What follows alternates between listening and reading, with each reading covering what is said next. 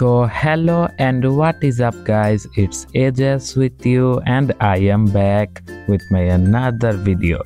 So guys, almost 4 মাস পরে আমার নতুন ভিডিও দেখে তোমরা যদি অবাক হয়ে থাকো তাহলে এটা জেনে আরো অবাক হবা যে আমি এখন লন্ডনে আছি।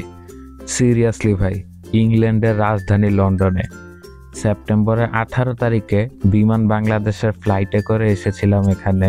আসার পর প্রথম কয়েক সপ্তাহ পোর্টসমাউথে থাকা হয় আমার ডালি আন্টির বাসায়। তারপর আমি অক্টোবর মাসের 1 তারিখে শিফট হই আমার নিজের বাসায়। এখন আমি বার্কিংয়ে আছি আপাতত। এখানে এসেছি ইউনিভার্সিটি অফ গ্রিনিচে BA honours business with marketing এই কোর্সে পড়াশোনা করার জন্য। সেপ্টেম্বরের 18 তারিখ থেকে 30 তারিখ ছিল আমার জীবনের সবচেয়ে মজার এবং ব্যস্ততম সময়ের মধ্যে অন্যতম। এই সময়টাতে আমি ঘোরাঘুরি, খাওয়া দাওয়া, শপিং করা সহ আরও যাবতীয় কাজে মনোনিবেশ করার কারণে আমার ছোট্ট এই চ্যানেলটার কথা প্রায় ভুলেই গেছিলাম। দেশের মানুষরা যখন ভিডিও কলে ব্লগ দেখবে বলে বায়না করছিল, তখন ভাবলাম মুনাপুকে সাথে নিয়ে লন্ডন শহরটাকেই সবার আগে দেখাই। মুনাপু আমার কাজিনদের মধ্যে অন্যতম। তিনি 2021 সালে স্টুডেন্ট ভিসায় এসেছিলেন এখানে। তিনি প্রায় 3 বছর ধরে এখানে থাকার কারণে পুরো অলিগলি প্রায় মুখস্থ হয়ে গেছিল। তাই ওনাকে সাথে নিয়ে ওই দিন অর্থাৎ 27শে সেপ্টেম্বর আমার ইউনিভার্সিটিতে যাই আমার BRP কালেক্ট করার জন্য।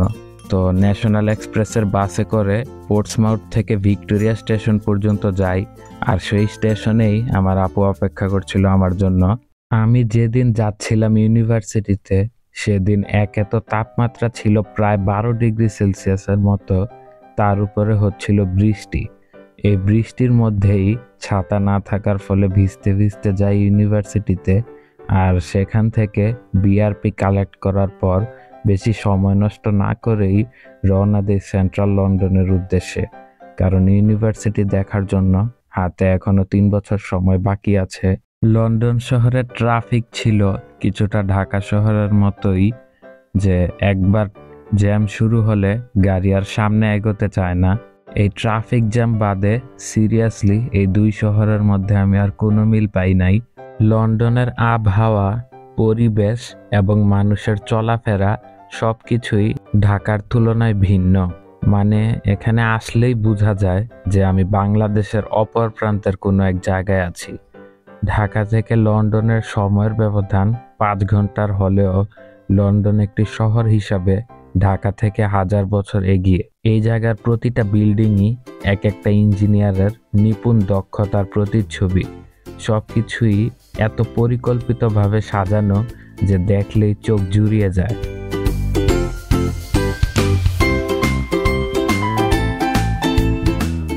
আমরা যতক্ষণে টাওয়ার ব্রিজ সংলগ্ন এলাকায় এসে পৌঁছাই ততক্ষণে এখানে মেঘের লেশ মাত্র ছিল না। সূর্যাস্তের সময় পরিষ্কার আকাশ আর ঠান্ডা বাতাস সব মিলে তখনকার মুহূর্তটা বেশ মনোমুগ্ধকর হয়ে উঠেছিল।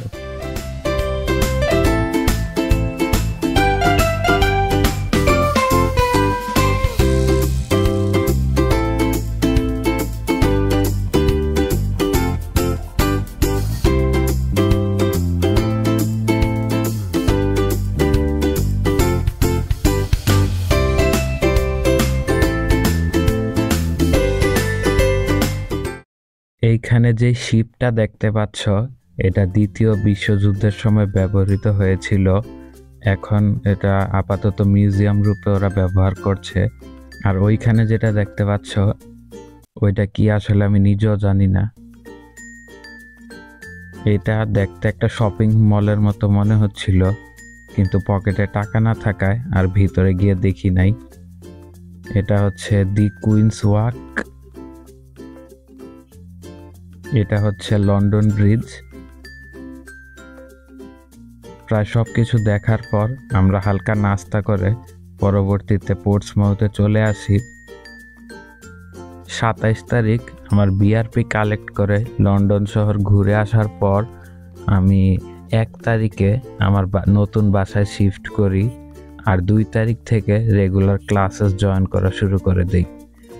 আর আমার ওয়াগামামাতে ওয়াগামামা একটা রেস্টুরেন্টের নাম।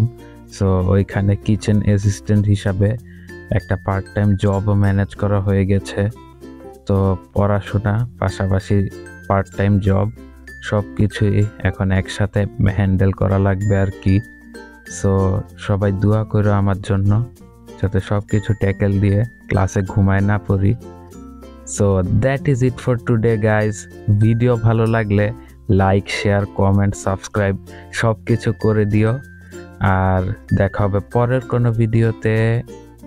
টাটা।